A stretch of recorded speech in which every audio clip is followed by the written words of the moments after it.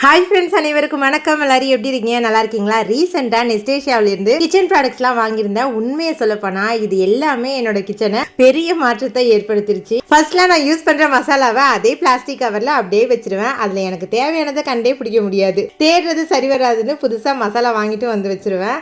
அதனால இந்த airtight wooden rack வாங்கியிருக்கேன். இது பார்க்கவே அவ்வளோ ஒரு அழகாக இருக்குது. மொத்தமாக இதில் 13 ஜார் வந்திருக்கு. எல்லாத்தையுமே நல்லா வாஷ் பண்ணிட்டு ட்ரை ஆனதுக்கப்புறம் ஃபர்ஸ்ட் இந்த குட்டியாக இருக்கிற 5 ஜார்லையும் மிளகு, சீரகம், வெந்தயம்னு கொட்டி வச்சுக்கிட்டேன். நம்ம நார்மலா பிளாஸ்டிக் பாக்ஸ் எல்லாம் வைக்கும் போது காத்து உள்ள போய் இந்த மழை காலத்துல எல்லாம் பூஞ்சை பிடிச்ச மாதிரி ஆயிடும். அதுலயும் முக்கியமா என்னன்னா, ஏதாவது ஒண்ணு தீர்ற மாதிரி இருந்துச்சுன்னா இந்த கிளாஸ் டிரான்ஸ்பரண்டா இருக்கிறதுனால டக்குன்னு அதை நம்ம வாங்கி வச்சுக்கலாம். மீடியம் சைஸ்ல இருக்கிற இந்த 5 ஜார்லயும் நான் மசாலா பொருட்கள்லாம் கொட்டி வச்சுக்கிட்டேன். ஃபைனலா இந்த 3 பெரிய ஜார்லயுமே நிலக்கடலை, காராமணி, பொட்டுக்கடலைன்னு கொட்டி வச்சுக்கிட்டேன். இது ஏர்டைட் கிளாஸ் ஜாரா இருக்கிறதுனால நம்ம பொருளோட தரம் அப்படியே இருக்கும், கெட்டுலாம் போகாது. மழைக்காலம் வந்தாலுமே அதுல காற்று போகாம நல்லா அதை கிரன்ச்சினஸோட அப்படியே இருக்கும். பிளாஸ்டிக் ஸ்மெல்லும் வரவே வராது. இந்த 13 கிளாஸ் ஜாரையுமே இந்த குட்டி ரேக்ல அடுக்கி வச்சுட்டேன். இது அடுப்புக்கு பக்கத்துல தான் வைக்க போறேன். நம்ம சமைக்கும் போது டக்குன்னு எடுத்து யூஸ் பண்றதுக்கு கரெக்டா இருக்கும். இது அடுப்புக்கு பக்கத்துல வச்சுமே எனக்கு இன்னுமே இடம் நிறைய இருக்கு. அதுலயே நான் மிக்சியும் ஒரு பக்கம் வச்சுக்கிட்டேன். அப்பயுமே எனக்கு இடம் அதிகமா தான் இருக்கு. இது என்னோட கிச்சனுக்கு பெரிய மாற்றத்தையே ஏற்படுத்திருச்சு. அடுத்து இந்த குரூவோ ஏர்டைட் கண்டெய்னர் வாங்கியிருக்கேன். ஒரு ஹோம் மேக்கரா நம்ம டெய்லி ஃபர்ஸ்ட் என்ன யோசிப்போம், வீட்டில் உள்ளவங்களுக்கும் ஸ்கூலுக்கு போற பசங்களுக்கும் என்ன சமைக்கணும்னு தான். மேக்ஸிமம் முத நாள் நைட்டே காய்கறிலாம் கட் பண்ணி வச்சிருவேன்.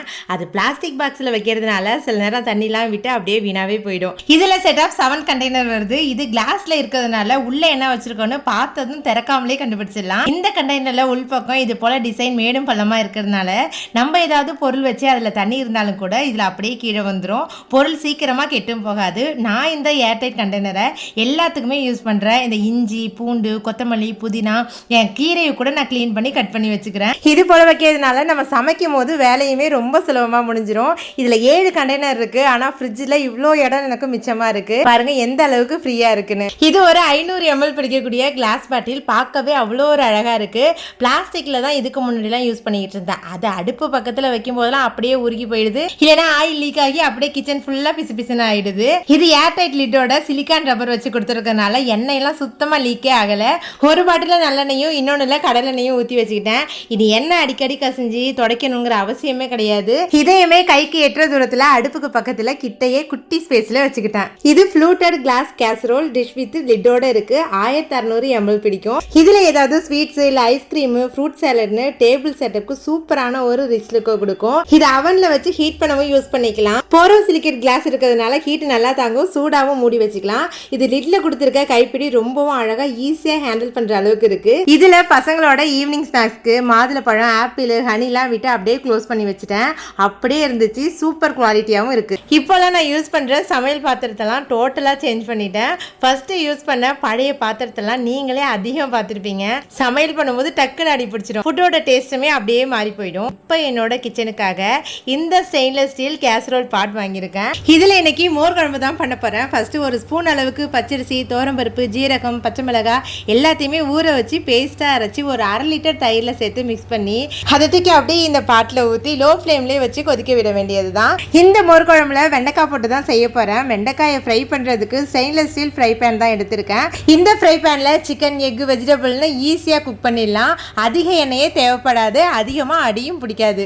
ஆரோக்கியமான சமையலாக கொஞ்சமாக ஆயில் ஊற்றி என்ன வேணால் ஃப்ரை பண்ணிக்கலாம். அடுத்து இந்த உடன் பிளேட்டர் வாங்கியிருக்கேன். இது 15 இன்ச் அளவில் ரெக்டாங்கிள் ஷேப்பில் இருக்குது. கைக்கு அடக்கமாக இருக்கிறதுனால ரொம்ப பெருசும் கிடையாது, சின்னதும் கிடையாது. எங்கே வேணால் நம்ம வச்சுக்கலாம். காய்கறி, ஃப்ரூட்ஸ் எது வேணால் கட் பண்ணும் போதும் நழுவவே நழுவாது. வச்ச இடத்துல அப்படியே இருக்கும். ஃபர்ஸ்ட் மோர் குழம்புக்கு இந்த ஃப்ரை பேன்ல கொஞ்சமா ஆயில் விட்டு நம்ம கட் பண்ணி வச்சிருக்க வெண்டைக்காயை போட்டு அது கூடவே கொஞ்சமா உப்பு போட்டு நல்லா ஃப்ரை பண்ணதுக்கு அப்புறம் அந்த மோர் வச்சிருக்கோம் இல்லையா, அது கூட இந்த வெண்டைக்காயை போட்டு ஒரு பிஞ்ச் அளவுக்கு மஞ்சத்தூள், கொஞ்சமா உப்பு போட்டு லோ ஃப்ளேம்லயே கொதிக்க வச்சுக்கணும். இதுக்கு தாளிப்புக்கு அதே பேன்ல கொஞ்சமா எண்ணெய் விட்டு கடுகு, உளுந்து, சின்ன வெங்காயம், காஞ்ச மிளகாய் இதெல்லாம் போட்டு ஓரளவுக்கு வதங்கினதும் கருவேப்பிலை, மறக்காம பெருங்காயத்தூள் போட்டு லைட்டா ஃப்ரை பண்ணி அப்படியே அதில் சேர்த்துக்க வேண்டியதான். அவ்வளவுதான். சூப்பரான மோர் குழம்பு செம்மையா ரெடி ஆயிட்டு நீங்க ட்ரை பண்ணி பாருங்க. இந்த மோர் குழம்புக்கு சிம்பிள் அண்ட் டேஸ்டியான உருளைக்கிழங்கு வறுவல் இதே பேன்ல தான் செய்ய போறேன். கொஞ்சமா ஆயில் விட்டு கடுகு, உளுந்து, கருவேப்பிலை போட்டு நம்ம கட் பண்ணி வச்சிருக்க உருளைக்கிழங்கோட ஒரு பிஞ்ச் அளவுக்கு மஞ்சத்தூள், கொஞ்சமா உப்பு போட்டு ஒரு 1/2 கிளாஸ் அளவுக்கு தண்ணி ஊற்றி ஒரு 5 நிமிஷம் மூடி வச்சுட்டா சூப்பரா வெந்து வந்துடும். ஃபைனலா காரத்துக்கு ஏத்த மாதிரி காரத்தூள் போட்டு கொஞ்சமா சிக்கன் மசாலா போட்டா உருளைக்கிழங்கு வறுவல் செம்மையா இருக்கும். அடுத்து ஒரு ஸ்டெயின்லெஸ் ஸ்டீல் சாஸ் பேன் வாங்கியிருக்கேன். வித் லிட்டோட இருக்கு.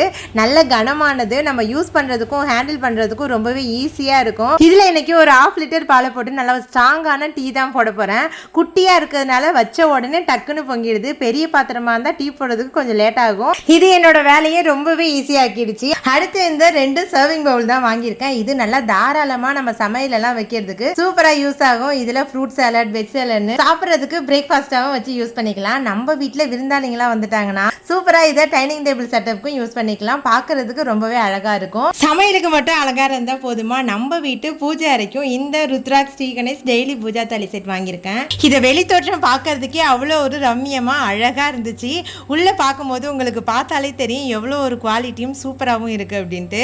இது நம்ம டெய்லி பூஜைக்கு ஒரு அமைதியான பக்தி உணர்வு தரும். நல்ல குவாலிட்டி வைட்டோட கூடிய ருத்ராட்சம் வச்சு ஒரு மணி கொடுத்துருக்காங்க. அது கூடவே தீர்த்தம் வைக்கிறதுக்கு பஞ்சபாத்திரம், பத்திலாம் ஏற்றி வைக்கிறதுக்கு ருத்ராட்சம் வச்சு ஒரு ஸ்டாண்டு கொடுத்துருக்காங்க. இந்த தூபக்கால் ரொம்ப அழகா இருந்துச்சு.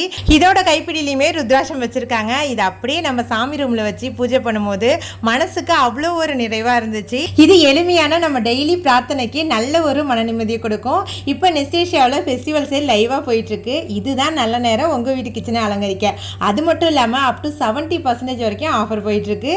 இதுல ஏதாவது பொருள் வேணும்னா இந்த வீடியோக்கு கீழே டிஸ்கிரிப்ஷன்ல ப்ராடக்ட் லிங்க் கொடுக்குறேன், தேவைப்படுறவங்க வாங்கிக்கோங்க.